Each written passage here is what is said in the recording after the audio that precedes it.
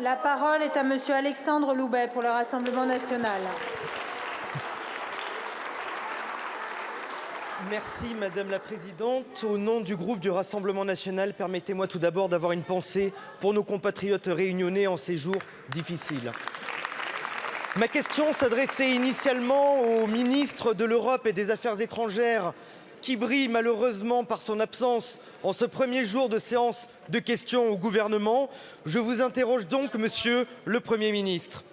Vous avez nommé Monsieur Séjourné à la tête du Quai d'Orsay pour représenter et défendre les intérêts de notre pays.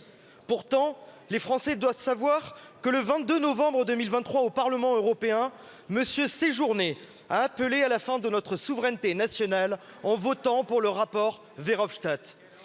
En effet, par ce vote symbolique de votre ministre et de vos députés, vous soutenez la mise en place d'un président, d'un gouvernement et d'une armée pour l'Union européenne.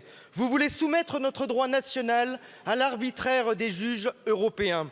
Vous souhaitez renforcer les pouvoirs de l'Union européenne au détriment des États en matière de santé, d'écologie, de sécurité, de défense ou encore de politique étrangère.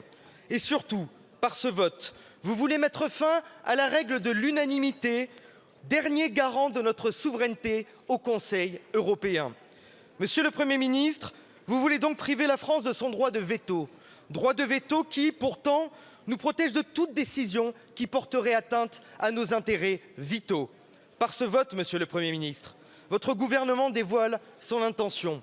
Il dévoile l'intention d'Emmanuel Macron de dissoudre la France dans un État fédéral européen. Ma question est donc simple, Monsieur le Premier ministre, comment prétendez-vous vouloir représenter et défendre notre pays alors qu'il y a 2 mois seulement, votre ministre des Affaires étrangères a voté pour la disparition de la France?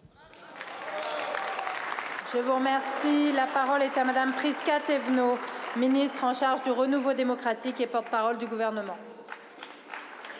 Merci Madame la Présidente. Monsieur le député Loubet, j'avoue être un peu étonnée. Je ne sais pas trop à qui je m'adresse aujourd'hui. Est-ce que je m'adresse au député national ou au directeur de campagne d'un homme en campagne en ce moment? Parce que oui, vous voulez parler des votes. Eh bien, parlons des votes.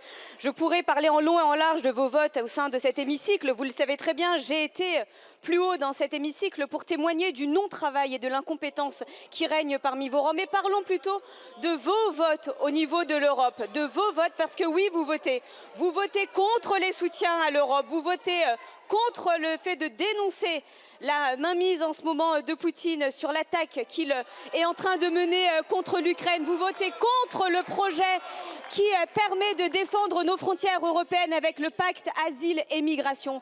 Mais tout ça, vous ne le savez pas et c'est vrai, je ne peux pas vous en vouloir. La raison est simple, c'est que justement, la personne pour laquelle vous faites campagne en ce moment est bien plus souvent en train de faire campagne pour elle-même que pour travailler pour les Français. Je vous remercie, Madame la Ministre. Monsieur Loubet.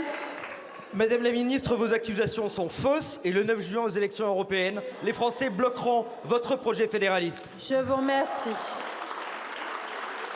La parole est à